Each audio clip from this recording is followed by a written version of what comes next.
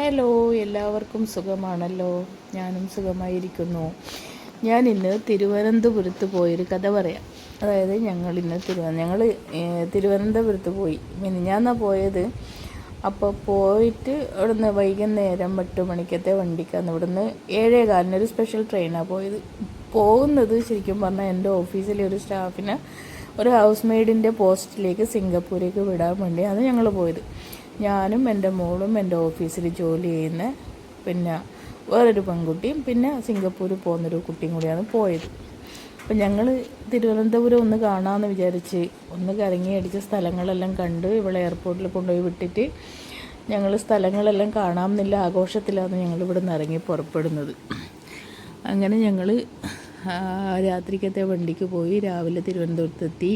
അപ്പോൾ അവിടെ ഞങ്ങൾക്ക് അത്ര പരിചയമില്ലാത്തത് കൊണ്ട് ഒരു ഓട്ടോ ഡ്രൈവർ പറഞ്ഞതനുസരിച്ച് അവിടെ ഒരു റൂം എടുത്തു. ആ റൂമിന് ഭയങ്കര പൈസ. രാവിലെ ഞങ്ങളൊരു 8 മണി മുതൽ വൈകുന്നേരം ഒരു 5 മണി വരെ ഇല്ലേന് അവർ 1700 രൂപയാണ് റൂമിൻ്റെ പൈസ പറഞ്ഞത്.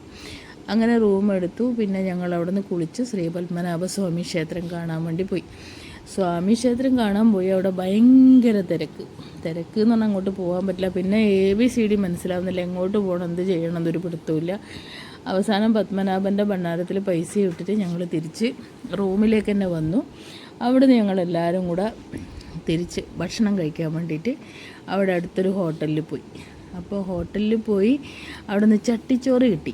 സത്യം പറഞ്ഞാൽ ചട്ടിച്ചോറ് വലിയ ഗുണമൊന്നുമില്ല, ഒരു ടേസ്റ്റൊന്നുമില്ല. സാധാരണ ഒരു ചട്ടിയിൽ കുറച്ച് കറിയും ചോറും കുറച്ച് കപ്പയെല്ലാം ഇട്ടിട്ട് അത് കഴിച്ച് കഴിഞ്ഞ് ഞങ്ങൾ ലുലു മാൾ കാണാൻ വേണ്ടി പോയി. ലുലു മാൾ പിന്നെ ഞാൻ മുമ്പൊരു പ്രാവശ്യം കണ്ടിട്ടുണ്ടായിരുന്നു. അപ്പം അങ്ങനെ ഇവരെല്ലാം കൂട്ടി ഞങ്ങൾ ലുലു മാളെല്ലാം കറങ്ങി തിരിഞ്ഞ് കണ്ട് കുറേ സമയം ഇവിടെ എല്ലാ സ്ഥലങ്ങളെല്ലാം കണ്ട്. ഇവർക്ക് പിന്നെ ഞാൻ മുമ്പൊരു പ്രാവശ്യം കണ്ടതുകൊണ്ട് എനിക്ക് വലിയ കുഴപ്പമില്ല. ഇവർ ഫസ്റ്റ് ടൈം ആയതുകൊണ്ട് ഇവർക്ക് ഭയങ്കര ആഘോഷങ്ങളായിരുന്നു. അങ്ങനെ ഞങ്ങൾ എല്ലായിടത്തും കയറി ഇറങ്ങി. ഭയങ്കര പൈസ ആയതുകൊണ്ടൊന്നും അങ്ങനെ കാര്യമായി വാങ്ങിയിട്ടൊന്നുമില്ല, പക്ഷേ കണ്ടിരുന്നു. അവിടെ നല്ല കുട്ടികൾക്ക് കളിക്കാനുള്ളതും കാര്യങ്ങളൊക്കെ ഉണ്ടായിരുന്നു. അങ്ങനെ ഞങ്ങൾ തിരിച്ച് റൂമിലേക്ക് തന്നെ വന്നു. അവിടെ നിന്ന് പോകുന്ന പെൺകുട്ടീൻ്റെ പേര് വിനീത എന്നാണ്. വിനീതേനെയും കൂട്ടി ഞങ്ങൾ വീണ്ടും എയർപോർട്ടിലെത്തി. വിനീതേൻ്റെ ഫ്ലൈറ്റിൻ്റെ ടൈം 11:30 അപ്പോൾ 8 മണിക്ക് ചെക്ക് ഇൻ ചെയ്യണം. അവളെ കൊണ്ടുപോകാൻ വേണ്ടി ഒരു ലക്ഷ്മി എന്ന് പറഞ്ഞൊരു അവിടെയുള്ളൊരു പെണ്ണുണ്ടായിരുന്നു. അപ്പോൾ അവരെ ഏൽപ്പിച്ചു. ഞങ്ങൾ വിനീതേനെ ഏൽപ്പിച്ചു. വിനീത അങ്ങനെ സിംഗപ്പൂരേക്ക് പോകാൻ വേണ്ടി ചെക്ക് ഇൻ ചെയ്യാൻ അകത്തേക്ക് കയറിപ്പോയി. അവിടുന്ന് ഇമിഗ്രേഷനും കാര്യങ്ങളെല്ലാം കഴിഞ്ഞ് വിനീത ഓക്കെ ഞങ്ങളോട് തിരിച്ചു പോയിക്കൊള്ളാൻ പറഞ്ഞ്. അങ്ങനെ അവിടുന്ന് ഞങ്ങൾ തിരിച്ച് വീണ്ടും റെയിൽവേ സ്റ്റേഷനിലേക്ക് വന്നു. ഞങ്ങളെ വണ്ടി വന്ദേ ഭാരതമാണ് രാവിലെ 5 മണിക്കത്തെ. അങ്ങനെ ഞങ്ങൾ രാവിലെ 5 മണിക്കത്തെ വന്ദേ ഭാരതിന് വേണ്ടി രാത്രി 11:30 വന്ന് റെയിൽവേ സ്റ്റേഷനിൽ വന്ന് AC വെയിറ്റിംഗ് റൂമിലിരുന്നു. 4:30 വരെ അവിടെ ഇരുന്നു. അങ്ങനെ എഴുന്നേറ്റ് വന്ദേ ഭാരതിൽ കയറി ഞങ്ങൾ തിരിച്ച് നാട്ടിലേക്ക്, ഞങ്ങളെ പ്രിയപ്പെട്ട കണ്ണൂരേക്ക് ഞങ്ങളെല്ലാവരും കൂടെ തിരിച്ച് വന്നു.